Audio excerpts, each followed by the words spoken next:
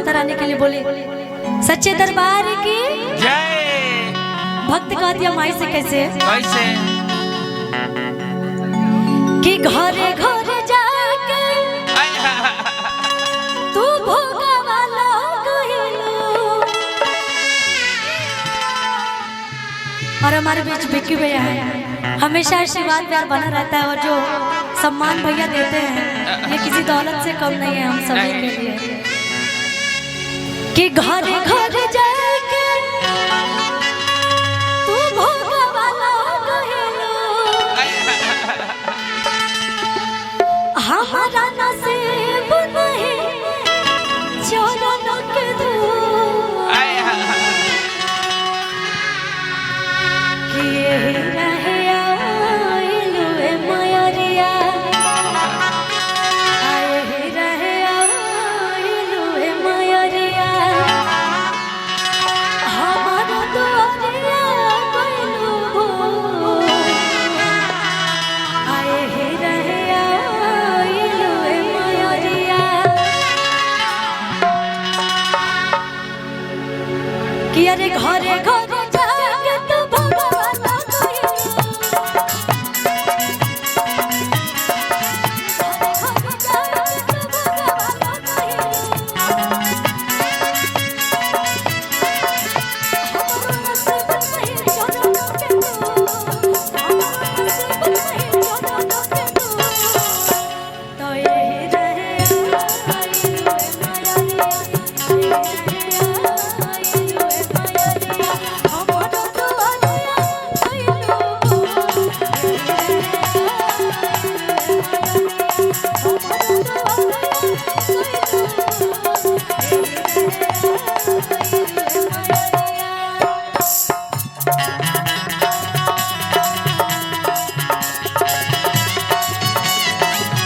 क्या बात है?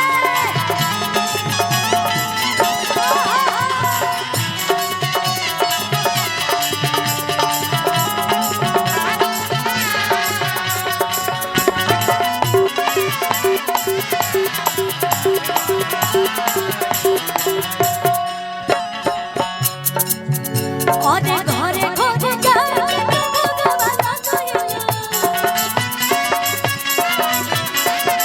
घरे घरे जाके तू भगवाना कहिलो,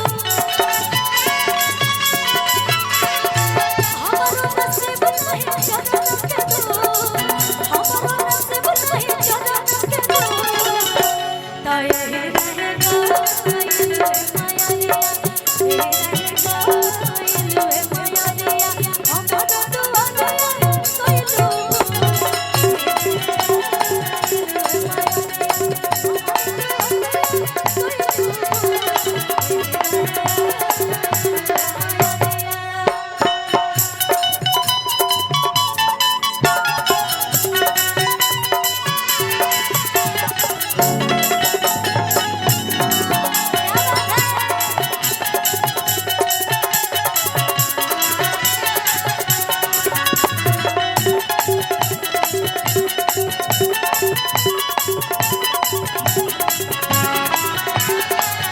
और कैसे बात ये माई से कि हे माई हे भाई ओरे आना नाल पवले हो रही, चौका पुरवले हो रही,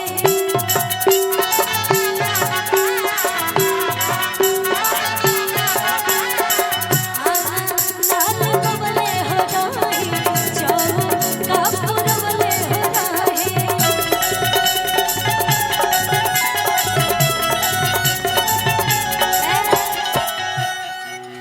अरे गलती का पइलो, खुशी से खिसियाइलो, कहतिया के ए माई आखिर सब तेरे दुआरी गइलो, कौन ऐसा गलती हो गइल हमरा से जे हमरा दुआरी ना आइलो, कि गलती का पइलो, खुशी से खिसियाइलो, पंकज के भगत ना कइलो कबूल, तो यही रहे आइलू ए मयरिया, यही रहे आइलू ए मयरिया, हमरो दुआरिया कइलू भूल।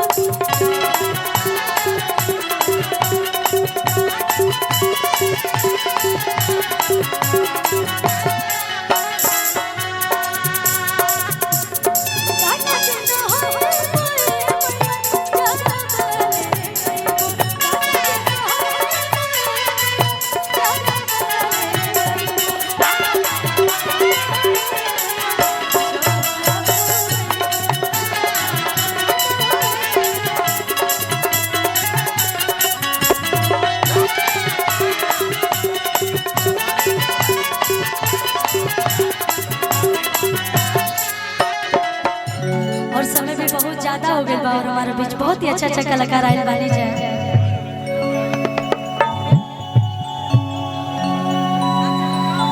बहुत सारा कलाकार आयल बानी जाए। हाँ। और गीत संगीत तो रात भर चली अभी तक, है ना? हाँ जी। और हम जानत तानी कि आप लोग कोनो चीज के इंतजार करत तानी, हाँ, तो हम देरी ना करल चाहत तानी। भोजपुरी गाई। ये भी भोजपुरी था भाई।